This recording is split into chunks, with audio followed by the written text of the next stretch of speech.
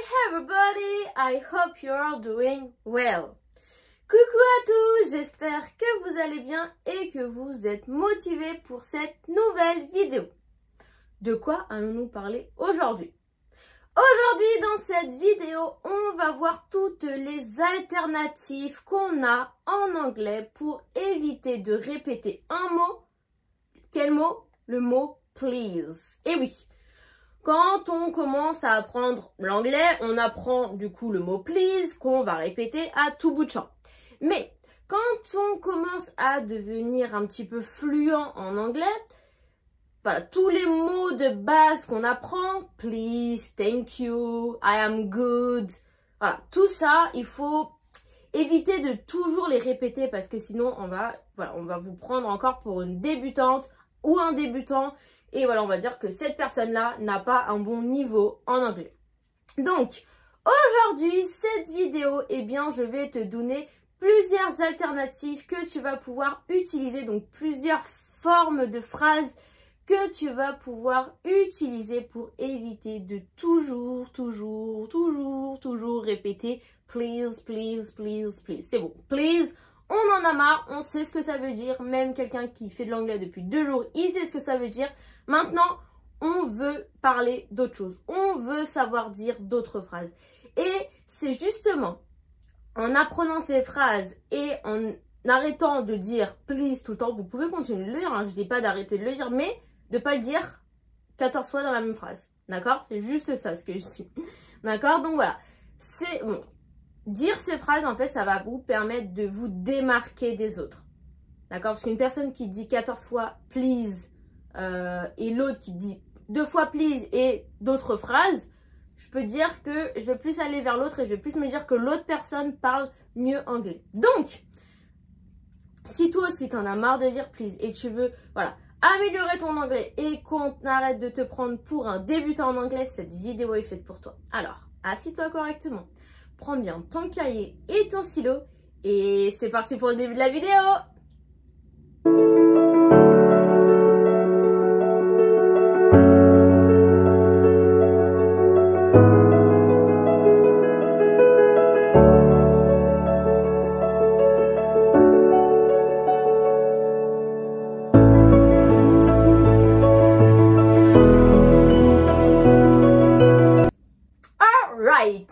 Et on y va pour la première formule de phrase qui est would you mind. Donc dans une phrase, ça va me donner would you mind passing me the salt? Est-ce que ça te dérangerait de me passer le sel? Donc là voilà, c'est aussi une formule de phrase qu'on peut utiliser en français. Est-ce que ça te dérangerait de me passer le sel? Voilà, donc là dans cette phrase, quand vous utilisez cette phrase, vous n'êtes pas obligé de répondre please, enfin de rajouter please à la fin de la phrase. Déjà, c'est déjà une question soutenue, donc voilà, pas besoin de rajouter please. Would you mind? Est-ce que ça te dérangerait? D'accord? Dans tous les cas, du moment où vous utilisez le conditionnel dans une phrase, donc avec would ou could, généralement, pas besoin de mettre please. Voilà, would, could, ça suffit largement. Ok? Et n'oubliez pas, si jamais vous mettez un verbe après mind, on se rappelle que mind est un verbe au gérondif. Le gérondif, du coup, si jamais vous ne savez pas ce que c'est, du coup, j'ai fait une vidéo spéciale sur ça dans ma formation, donc n'hésitez pas à m'envoyer un petit message en privé sur Instagram. Voilà, si vous souhaitez participer à la formation, je rappelle que la formation, c'est une formation qui est autonome. D'accord, donc voilà, vous êtes seul à faire la formation, à faire les exercices, etc. Bien évidemment, moi je suis là en cas de questions. Voilà, vous avez mon mail, vous avez mon Instagram. Si jamais vous avez des problèmes, je suis là pour répondre à toutes vos questions. Voilà, donc si jamais ça vous intéresse de prendre ma formation, n'hésitez pas à m'envoyer un petit message, soit par mail. Je vous remets mon adresse mail ici ou alors sur Instagram. Donc pareil, je vous mets mon Instagram ici, donc n'hésitez pas à me contacter. Voilà, qu'on discute ensemble un petit peu de votre niveau pour savoir du coup quelle formation sera la mieux adaptée à votre niveau pour pas que voilà, vous refassiez des choses que vous ne connaissez déjà. Pour rappel, ma formation va du niveau A1 au niveau C2 avancé TOEFL, TOEIC, d'accord? Donc voilà, je vous laisse m'envoyer des petits messages si jamais ça vous intéresse. C'est gratuit le message, donc n'hésitez pas. Parenthèse closed. Perfect. Donc, je reviens sur ma phrase. Donc, would you mind? Mind, c'est un verbe qui est au gérondif, comme je le disais. Donc, le verbe qui vient juste après, on n'oublie pas de le conjuguer au gérondif, donc en ing. Would you mind passing me the salt?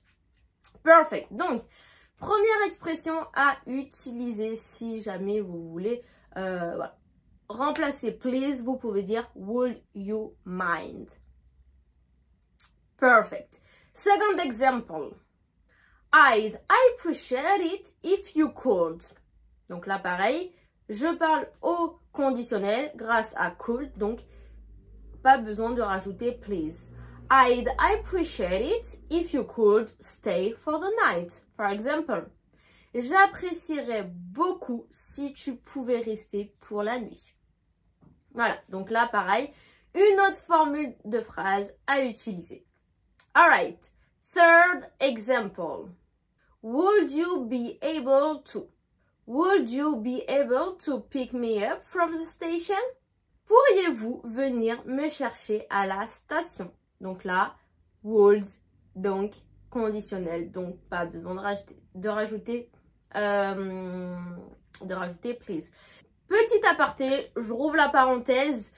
Il faut savoir une chose, c'est que c'est pas parce que quelque chose se dit en français que ça se dit forcément en anglais et vice versa. D'accord? Quand en anglais, quand vous utilisez would et could, vous parlez au conditionnel. D'accord? Donc pas besoin de rajouter please, sinon ça fait vraiment deux fois du coup la politesse. Donc c'est pour ça qu'on ne le rajoute pas. Là, vous pouvez me dire oui, mais dans ta phrase, Delphine, on peut rajouter please parce qu'il n'y a pas vraiment la formule s'il te plaît. Oui, en soi, en français, là, je peux dire pourriez-vous, s'il vous plaît, venir me chercher à la station. Je peux très bien le dire. Mais en anglais, non. En anglais, ça fait une répétition de la politesse parce que le conditionnel, c'est considéré comme de la politesse. D'accord? Donc, si jamais vous rajoutez please, ça vous fait une répétition de la politesse. Et en anglais, les répétitions, c'est pas bon. D'accord? Pas du tout bon.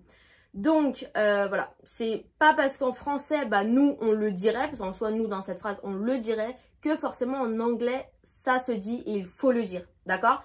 Du moment où dans votre phrase, vous mettez would ou could, voilà, vous parlez poliment, donc vous employez des termes de politesse. Would et could, c'est du conditionnel, mais c'est des termes de politesse, d'accord? Donc pas besoin de rajouter please. Si jamais vraiment vous voulez le rajouter, vous pouvez, hein, on va pas vous casser sur la tête pour ça, mais ça sert à rien, ça fait une répétition bêtement. Ok? Parentheses closed again. Perfect. Donc, la phrase would you be able to pick me up from the station? Pourriez-vous ou pourrais-tu, hein, en fonction de à qui vous parlez. Dans tous les cas, c'est la même phrase. On se rappelle que le vous, le vouvoiement n'existe pas en anglais. Donc, pourrais-tu ou pourriez-vous venir me chercher à la gare? Perfect. Fourth example. I don't suppose you could. I don't suppose you could lend me your bike. Je suppose que tu ne pourrais pas me prêter ton vélo. Ok, I don't suppose you could. You could, conditionnel, politesse, perfect, pas besoin de rajouter please. Vous remarquez que dans toutes mes phrases là, j'ai soit would, soit could. Si j'ai pas would, pas could, c'est pas une phrase. Enfin, il n'y a pas de marque de politesse dans ma phrase, donc vous devez rajouter please. En fait, faut juste choisir l'un ou l'autre. Soit vous choisissez d'utiliser please, soit vous utilisez des phrases en utilisant could ou alors would. Et voilà, dernière phrase. Donc là, dans ma dernière phrase, du coup, je vais utiliser une autre formule de politesse qui va être might. I wonder if you might. Donc là, je peux autant utiliser might que les autres. Hein. Je peux très bien dire I wonder if you could ou alors I wonder if you would. D'accord? En fait, ça dépend de la phrase et de ce que vous allez dire après. Mais là, dans tous les cas, dans toutes mes phrases, vous pouvez utiliser les trois. Would, could, might. Les trois, vous pouvez l'utiliser, mais plus quand même would et could. Voilà, les deux sont beaucoup plus utilisés, mais dans tous les cas, en fonction de ce que vous voulez dire, vous pouvez utiliser et changer. Donc, ma phrase, I wonder if you might. I wonder if you might be able to postpone the meeting. Je me demande, donc, I wonder, je me demande si vous pourriez décaler la réunion. To postpone, décaler la réunion. Voilà, donc là, je peux très bien faire cette phrase avec could. I wonder if you could postpone the meeting. Là, c'est exactement la même chose. Might et could ont la même traduction. Ok? Mais voilà, comme je le dis, might et could, du coup, c'est pouvoir, mais ils ont deux significations quand même différentes. Can, c'est pouvoir sans capacité physico-morale. Might, c'est pouvoir autorisation. D'accord? Ça aussi, il y a une vidéo dans la formation qui explique du coup la différence entre tous les verbes modaux, donc could et might. Et du coup, j'explique la différence entre les deux parce que les deux, au final, en français, se traduisent par pouvoir. Mais could, pouvoir de capacité, might, pouvoir d'autorisation. Voilà, ce qui est différent. Donc ça aussi, pareil, j'en parle dans mes vidéos de formation. Et voilà, du coup, c'était la dernière expression, la dernière phrase à utiliser. Bien évidemment, vous pouvez, enfin, il y en a plein d'autres, hein. Voilà, là c'est vraiment celle que moi personnellement j'utilise le plus, donc voilà, mais sinon il y en a plein d'autres que vous pouvez utiliser. Du moment, comme je vous dis, vous utilisez could ou would dans votre phrase, eh bien vous avez une marque de politesse, donc pas besoin de rajouter please. Et j'ai oublié du coup might aussi. Would, could, might, mais might il est moins utilisé. Ok? Et voilà, du coup, c'est terminé pour cette petite vidéo. J'espère que cette vidéo, elle vous a plu. Dites-moi si vous aimez bien ce style de vidéo, parce que j'en ai déjà fait plusieurs sur ma chaîne YouTube. Voilà, je veux dire, des vidéos où je vous donne des phrases à utiliser pour éviter de répéter, du coup, toujours please, thank you, good. Dites-moi si jamais ça vous intéresse d'en avoir d'autres comme ça, parce que moi, je trouve ça très intéressant, mais si ça vous intéresse pas à vous, autant me le dire, comme ça j'arrête de le faire. Parce que c'est pas pour moi que je fais les vidéos, c'est pour vous. Donc il faut me dire si ce type de vidéo vous intéresse. Et comme ça, je continue à en faire ou sinon je m'arrête. Et voilà, donc sur ces belles paroles, je vous laisse tranquille pour aujourd'hui. N'oubliez pas, on note bien toutes les phrases pour les relire et les apprendre. On se rappelle aussi que l'anglais ne s'apprend pas par cœur. Ça, je le dis aussi souvent. L'anglais ne s'apprend pas par cœur. Il faut prendre son temps pour l'apprendre. Voilà. Et voilà, donc je vous laisse pour aujourd'hui. Notez tout bien. N'oubliez pas de liker la vidéo si ça vous a plu et de vous abonner. Et on se dit à la semaine prochaine pour la prochaine vidéo YouTube. Goodbye!